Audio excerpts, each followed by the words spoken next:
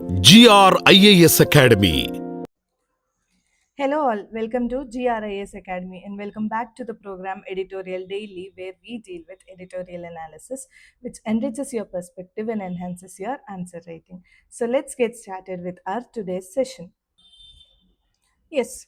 So for today, we will discuss a first article for today is how the protein biosensors can shrink the timeline of medical emergencies. So this is an emerging medical technology called the biosensors. About biosensors.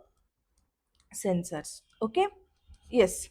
So these devices, what are these biosensors basically is these are the devices which are transforming the healthcare, which are enabling the doctors to detect the diseases quickly, accurately, and even in real time. Okay, so every early diagnosis of any disease is often the difference between the life and death in the emergency, such as the cases like in a few diseases like sepsis, the heart attacks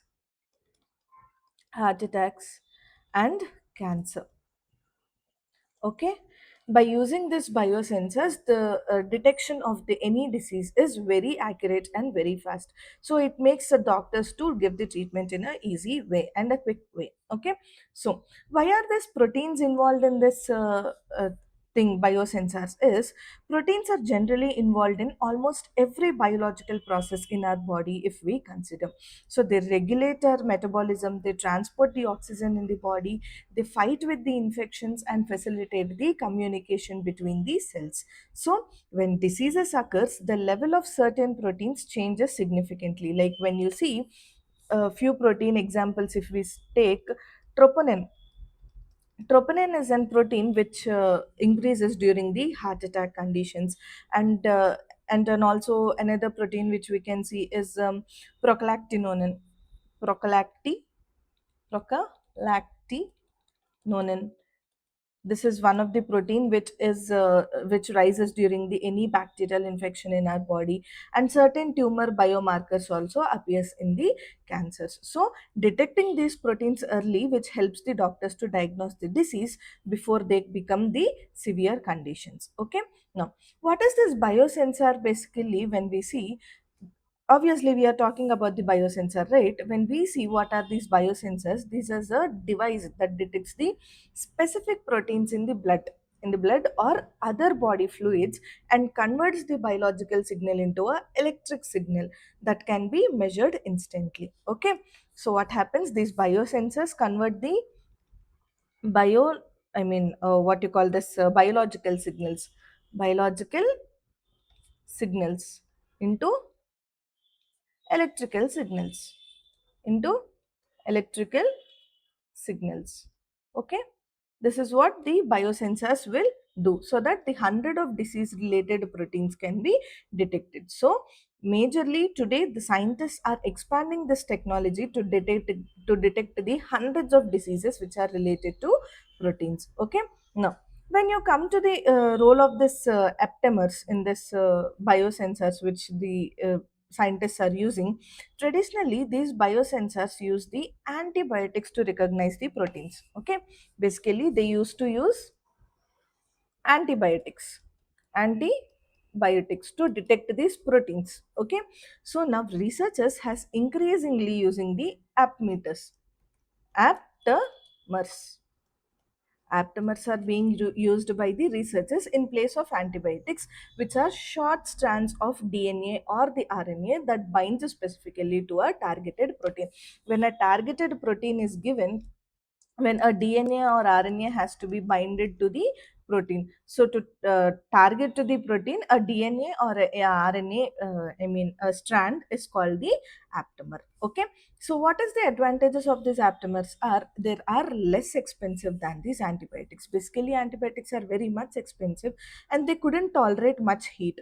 This what you called this antibiotics when they are exposed to certain heat and temperatures, what happened, there loses their capability. So aptamers are not like that. They are highly stable and very easy to manufacture and highly accurate in recognizing the disease related proteins. Okay, so because of these advantages, the aptamers are becoming the preferred recognition element in the modern biosensors. Okay, now let us see this topic in a detailed manner. Yes, the topic is protein biosensors, which is revolutionizing the medical emergency timelines. The author is Unikrishnan Nair. Is the source is National Daily Science and Technology page from the Hindu editorial. Okay, now when we see the overview of this topic, the sepsis challenge and biosensor breakthrough. As we have discussed the sepsis about the sepsis disease, it is nothing but when it is attacked, the sepsis is attacked, the immune system itself kills our own organs in our body. Okay, see, the sepsis crisis, sepsis is a deadly condition where the body's immune system attacks its own organs after a infection which is killing around 11 million people annually. Okay, so while doctors must treat the sepsis within hours to save the lives. Basically, when we give a blood test, when we give samples for a blood test, the standard blood test samples result take almost 48 hours to yield the results. But there is no much time to treat the sepsis. Sepsis has to be treated in a very fast way. Okay, so this is the time constraint also for this sepsis. And what is the solution for it is, researchers has recently reported a compact beside compatible protein biosensor which is capable of detecting a multiple immune proteins which is linked to sepsis from a single blood sample in a real time. Okay, so that the diagnosis would be happen. After fast diagnosis, the treatment would be very faster. So this is what why we use biosensors in testing. Okay, and these proteins are also plays a very vital role in recognizing any diseases. Okay, yes, so why are the proteins the ultimate early warning systems? Because when we see the biological roles of these proteins regulate the inflammation in our body, they carry out the oxygen and signal between the cells and fight with the infections in it, and making them crucial diagnostic targets. Okay, now coming to the primitive signals, if we see, the proteins can change often the precede physical symptoms like heart attacks, the bacterial infections, or the cancers. Heart attacks, like as I said, the troponin level spikes within hours when you get heart attack, before heart attack. And when we come across this bacterial infections also, the prolactin levels might also increase. And during cancer also, the tumor associated proteins appear in the blood long before the massive visible on a medical scan. Okay, now coming to the historical origin of this is, see, in 1962, a biochemist Leland C. Clark Jr. and microbiologist Champ Lyons has designed the first functional biosensor. It is an electrode which is coated with an enzyme that reacted with glucose to generate a measurable electrical current. Okay, yes. Now, this is the historical background of the biosensor. When we see the shift from this antibiotics to aptamers, why we have to shift from this antibiotics to aptamers is, while antibiotics served as the first viable targeting tool, so they have these significant drawbacks that led the researchers to develop these synthetic alternatives like aptamers. Okay, now what are the features of this is, when coming to the origin of the antibiotic, if we see, these are produced naturally by the biological immune systems. But these aptamers were like the synthetic DNA or the RNA, they are fully synthetic, they are lab produced and short DNA or RNA strands. They are not like not apart from antibiotics are produced naturally by these biological immune systems. Now, coming to the stability, when we see the concern of stability, antibiotics are highly sensitive to heat and movement or improper storage, while these aptamers are exceptionally stable and durable, and they can withstand the conditions of higher temperatures also. And coming to the cost and scalability of these antibiotics, they are expensive and difficult to manufacture. And however, the aptamers are cheaper, easier, and to produce it scale. Okay, now coming to the selectivity, the specificity of selecting a antibiotic should be very high, and should be very curious about, like, should be very cautious of selecting the antibiotics. But in aptamers, it is extremely highly selective for targeted proteins. Okay, next, coming to the modern biosensor landscape and the chemistry and the material science and the electronics at the intersections, if we see, the first one is the nanotechnology integration. In nanotechnology integration, like nano materials like gold nanoparticles, the carbon nanotubes, the graphene and the mxenes, which provide the massive surface area. So more protein binding sites, which gives the stronger electrical signals that detect these diseases at the extremely low early stage concentrations. Okay, yes. Next is CRISPR powered sensors. CRISPR powered sensors, like these CRISPR enzymes are basically used for gene editing, right? So these enzymes are coupled with aptamers now. These are coupled with aptamers on a sensor surface, so that a aptamer and a sensor CRISPR enzyme, which are clubbed to give the target binding triggers a highly distinct goal, which is already used in detecting the malaria, SARS-CoV-2 in COVID-19 and other critical biomarkers. Okay, next. Next is multi-marker and wearable diagnostics. Like how, see, the sepsis and the pancreatic cancer, if we take, the sepsis sensors utilize gold alloy. They use gold alloy, which are nanostructures paired with the machine learning to analyze the complex signals and distinguish the diseases stages.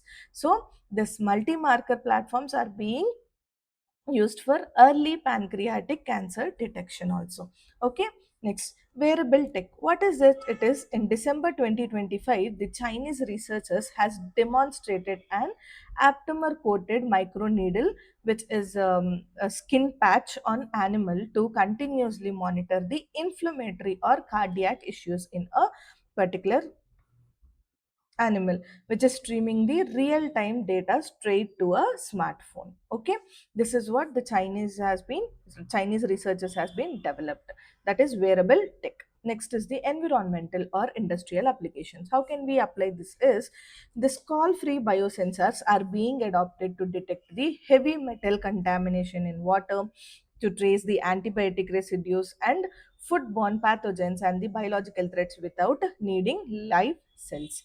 Okay, this is what how this aptamers or biosensors has been used.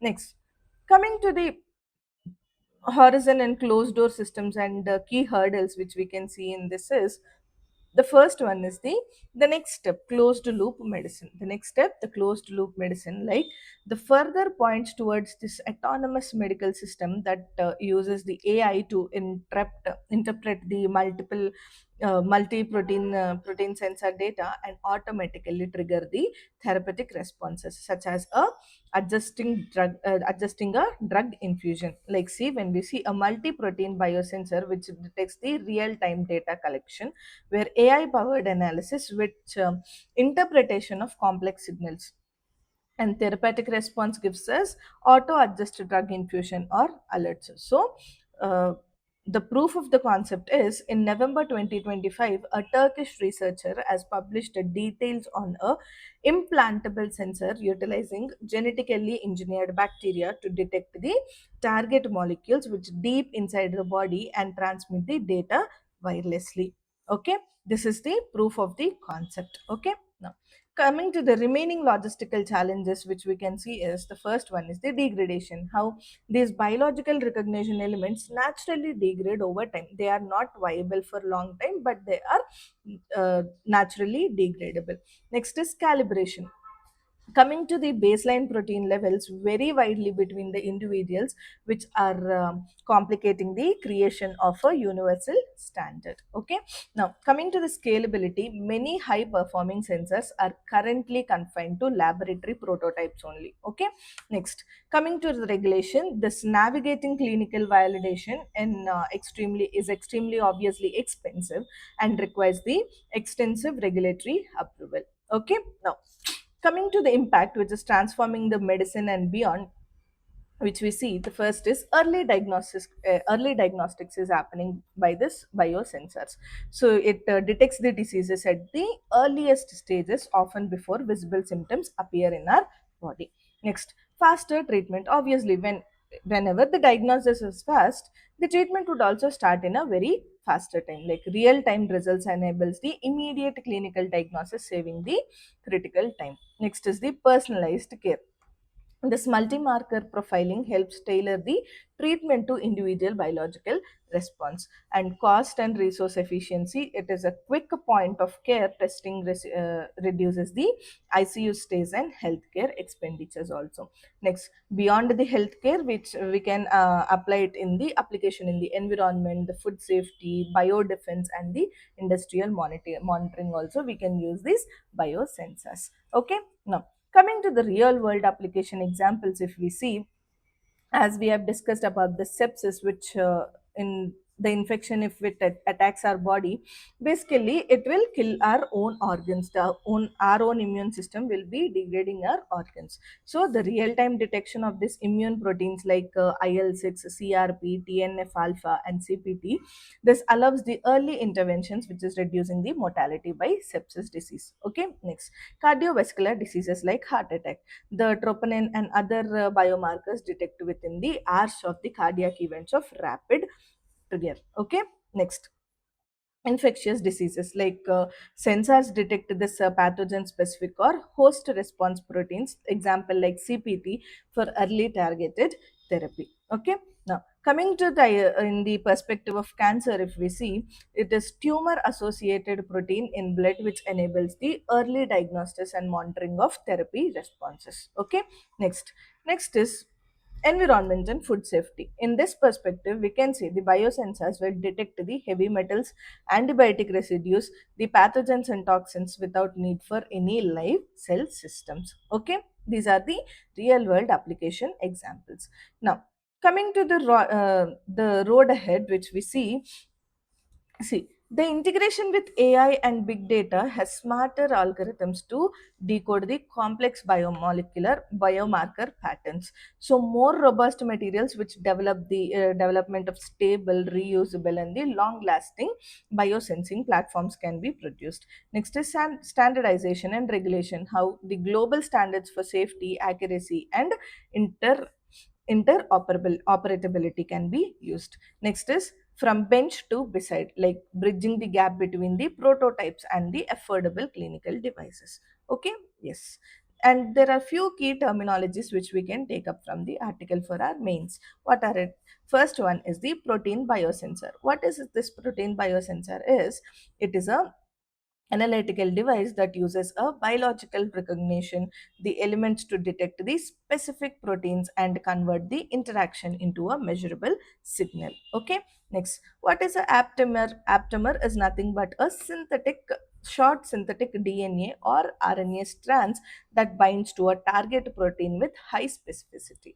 Okay, next, nanomaterials. These are the materials, materials at nanoscale. Example, the gold nanoparticles, graphene, which is used to enhance the surface area and sensitivity of the sensors.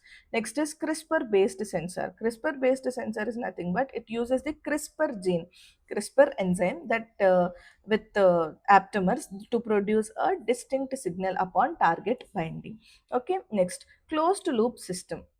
What is it? It is nothing but an autonomous system that monitors the biomarkers, analyze the data via AI, and automatically triggers the therapeutic actions.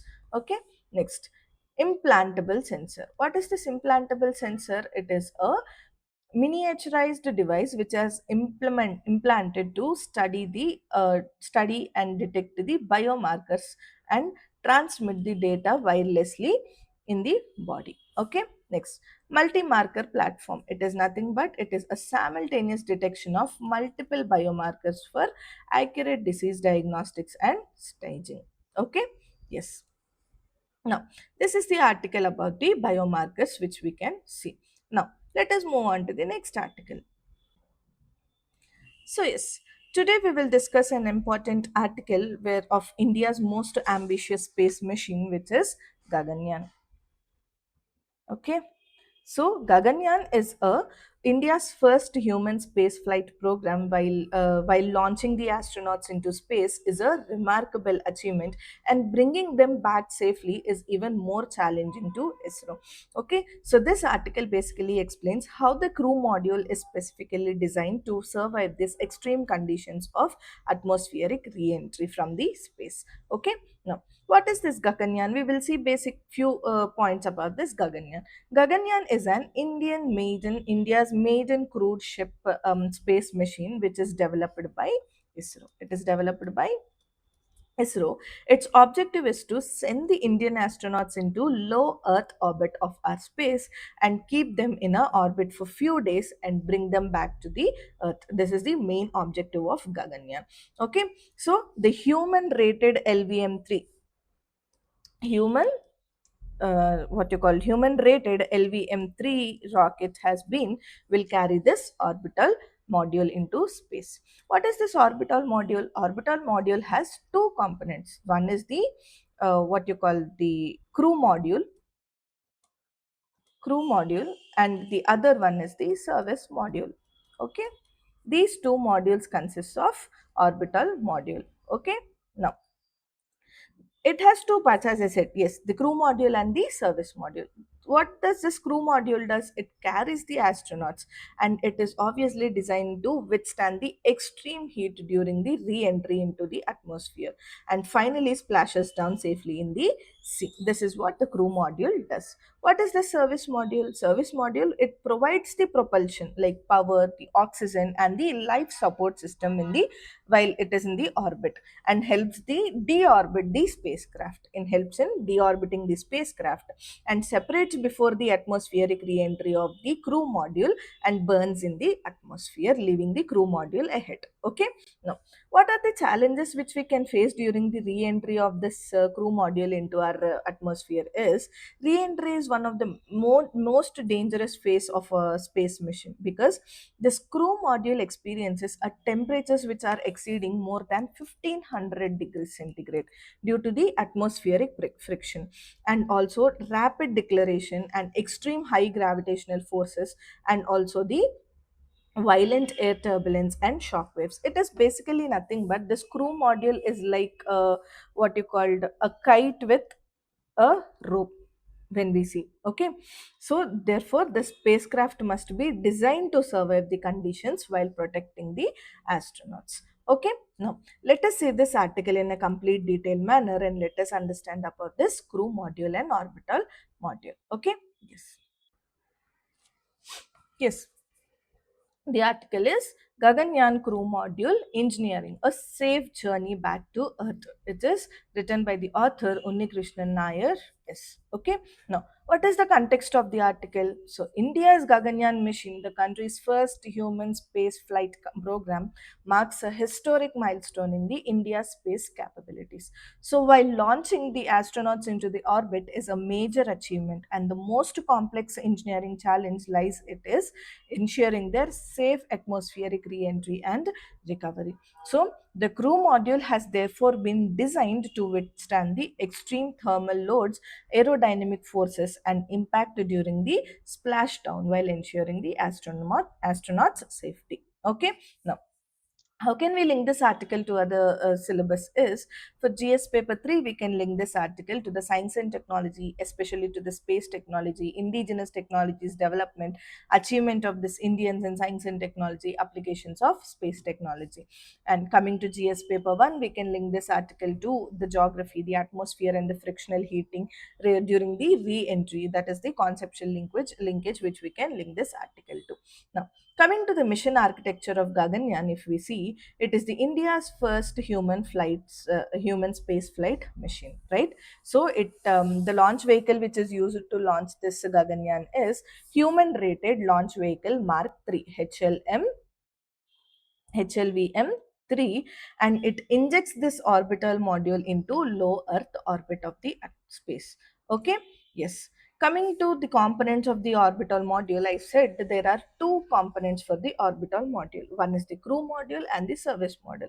Crew module is a it is an habitable compartment which is carrying the astronauts and is designed to survive the atmospheric re-entry, and so that it should handle the temperatures, the pressure and the friction of air and all, and it performs the aerodynamic braking, and it lands safely through parachute assisted sea splashdown. Okay, next, coming to the service module, it provides the propulsion, it provides the power supply and the mission support. Okay, and it houses for deorbiting the propulsion system and remains attached only during the orbital operations. Later it will detach and burns. Okay, next, coming to the re-entry and the descent sequence, if we see first what happens, the deorbit burns like the service module, which the thrust is reduced and orbital velocity, so entire orbital module begins atmospheric descent. Step 2, what happens, it separates, like the crew module separates using a redundant separation mechanism which ensuring the higher mission reliability. Step 3, different fate of modules, like see the crew module and the service module. The crew module will survive the intense atmospheric heating, it deploys the parachutes and perform the controlled ocean splashdown. And next, service module, it burns completely during the atmospheric re-entry because it couldn't withstand that much of temperatures and all, so no recovery can be required. Okay, now coming to the international perspectives, if we see, basically, rather than India, there are three model spacecraft which the countries like Russia, like Soyuz, and China's shares out has employ an additional orbital module which is providing the extra living space and the docking capability, cargo storage, and toilet facilities in the spacecraft. This is where the Russia and China has developed. Okay, now what is this typical three model architecture? Like example, when we see this Russia's Soyuz and the China's Shenzhou, it is orbital module. We'll have an orbital module and the descent module and the service module. Okay, three will be there, which is this orbital module which gives us the living space and the docking cargo facilities, whereas the descent module will return to the earth with the astronauts, and the service module which provides the propulsion and power. Okay, this is just an extra space. This orbital module is extra space for anything like cargo, might be toilets in the spacecraft. Okay, so this module is discarded before the re-entry and burns in the atmosphere. What it burns, the service module will burn. So, what is the key takeaway from this article, which we can see is the success of this Gaganyaan depends not merely on reaching this space, but on bringing the astronauts back only or back to the Earth is very crucial. So the crew module represents the India's most advanced indigenous achievement in human rated spacecraft engineering, which is combining the orbital operations, precision re-entry, and thermal protection and recovery systems into a single integrated design. Okay, yes, coming to the key terminologies which we can take up from this article is orbital module. What is it? It is a combined spacecraft which is consisting of the crew module and the service module. Now, what is the crew module? Crew module is nothing but a human carrying capsule which is designed for the safe atmospheric re-entry and splashdown. Next, service module. It is nothing but it provides this propulsion and support module that powers the orbital engineer operations before separating during the re-entry. Okay. Next, deorbit burns. What is a deorbit burns? Is it is a controlled firing of the thrusters, okay, which to reduce the orbital velocity and initiate the Earth's atmospheric re-entry. Okay, next, coming to aerobraking. What is this aerobraking? It is nothing but it is a declaration which is achieved through the atmospheric drag and reducing the spacecraft speed without continuous propulsion. Okay, yes, these are the few key terminologies which we can use for our mains examination. Okay, yes, and this is about the Gaganyaan machine. And yes, These are the two articles for today which we have seen. One is regarding the healthcare and one is regarding the space technology. Okay. And yes, I hope everyone liked this video. To get a complete PDF of it, do visit our website and download it from there. And do like, share, and subscribe to our YouTube channel for more editorial analysis. And do follow our Instagram ID and Telegram channel for your UPSC preparations. All the links are provided in the description below, so do check it out. And yes, I'll see you all tomorrow with another editorial analysis. Thank you.